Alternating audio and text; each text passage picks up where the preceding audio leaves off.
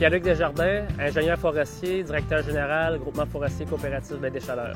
Présentement, ce qu'on fait, c'est qu'on récupère un peuplement de plantation qui a été carrément dévasté par l'ouragan Arthur. Donc c'est ça, c'est une plantation qu'on a éclaircie l'année passée, une éclaircie commerciale, une semaine avant que l'ouragan passe. Fait que l'ouragan a fait son œuvre, puis là on récupère le bois là, qui est en perdition. Là, ce qu'on peut voir, c'est que le bois il est cassé. Peut-être 50 peut-être plus des arbres qui ont été brisés par l'ouragan. C'était la dernière année pour récupérer ce bois-là, on a récolté. C'est un créateur énorme d'emplois à Gaspésie. On a, bien sûr, présentement, c'est des travaux de récolte de bois qui alimentent nos usines. On a plusieurs usines en Gaspésie qui font du sciage. La récolte de bois entraîne après les travaux de remise en production. Ici, là, on va peigner, ce qu'on appelle, on va scarifier le sol pour faire le reboisement. Après, tu as toute l'éducation des jeunes peuplements, ça soit du dégagement, l'éclaircie pré-commerciale, l'éclaircie commerciale qui est rendu un stade où on enlève le petit bois des plantations pour que les plus gros puissent encore mieux croître. Puis après, on fait la coupe finale, c'est une rotation qui continue de même. C'est une ressource renouvelable, la forêt. C'est une richesse assez importante pour notre région. On a un bon climat pour faire de la sylviculture. Notre forêt est très productive. La main-d'œuvre est proche de nos opérations. Puisque la forêt privée en Gaspésie, c'est le pourtour de la Gaspésie. Hein. Fait que, les sites sont plus productifs dans le pourtour, la sapinière à bouleau jaune. La main-d'œuvre est proche, les usines sont proches, ce qui fait que la forêt privée est vraiment intéressante là, en Gaspésie. La main-d'œuvre en sylvicole, dans le fond, les travaux manuels est vieillissante. Dans le fond, c'est du monde qui ont été habitué à travailler en forêt dur physiquement. C'est une main-d'œuvre vieillissante, pas beaucoup de relève. La stabilité de ces emplois-là, il n'y en a pas. À chaque année, les budgets sont annoncés à la dernière minute. Ils sont même en décroissance. À chaque année, il y a des décroissances de budget. Puis cette année, c'est encore pire. C'est des coupures majeures. Donc, aucune stabilité. C'est physique, c'est tough. Les jeunes, c'est sûr, ça les intéresse plus ou moins. Pour les jeunes, la relève, là, des travaux mécanisés comme ça, c'est beaucoup plus intéressant pour eux. C'est mieux valorisé. C'est du travail à l'année. Plus de compétences ça exige. Il faut que tu sois quand même des bons opérateurs. Il faut que tu saches la mécanique. C'est ça qui est la différence au niveau de la main-d'œuvre présentement. Mais pour les travaux sylvicoles, on va être dans pénurie peut-être dans 5 ans, 5-10 ans. Absence de relève, absence de stabilité, tout va ensemble. Cette machine-là, ce qui est intéressante, c'est une des machines les plus économiques en carburant en fuel. Elle consomme 2 fois moins de fuel qu'une multi-conventionnelle sur chenille.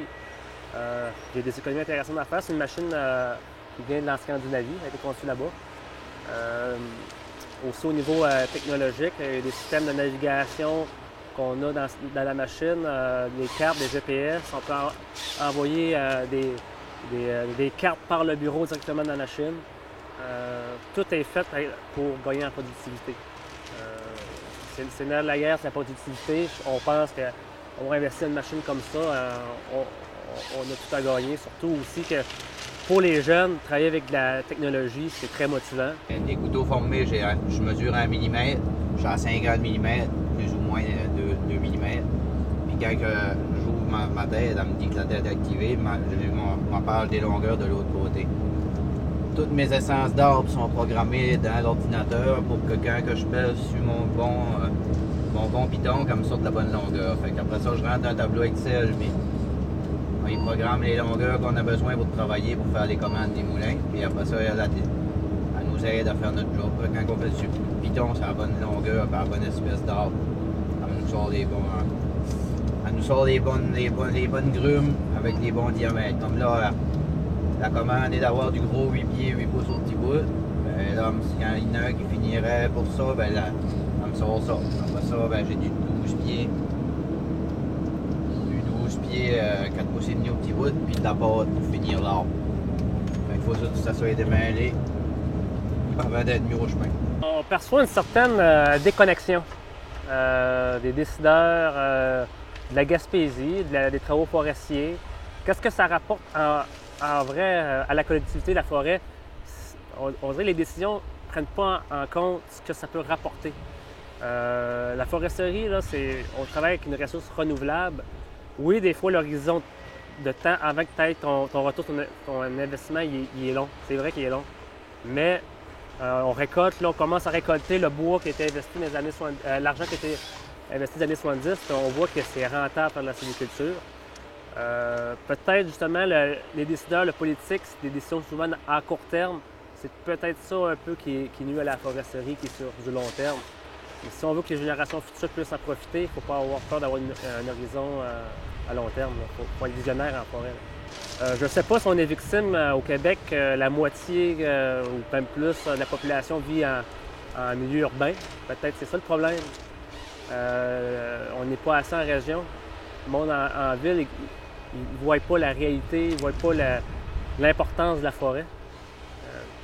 Quand on regarde dans des pays comme en Scandinavie, où que la population est beaucoup mieux distribuée là, sur le territoire, la foresterie est beaucoup plus présente, beaucoup plus d'investissement, beaucoup plus de valorisation dans leur culture.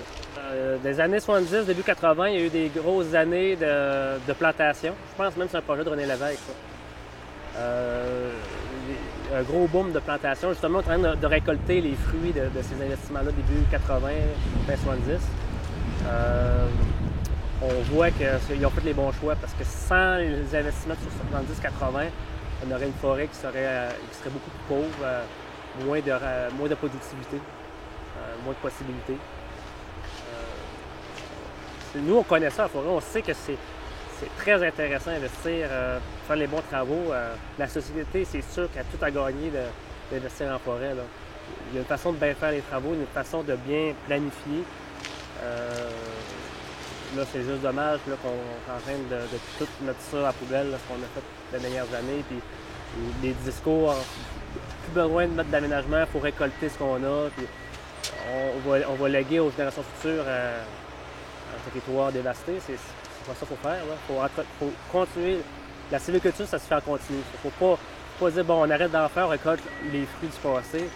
C'est les générations futures qui vont être copiées si on agit comme ça. C'est en continu, tout le temps.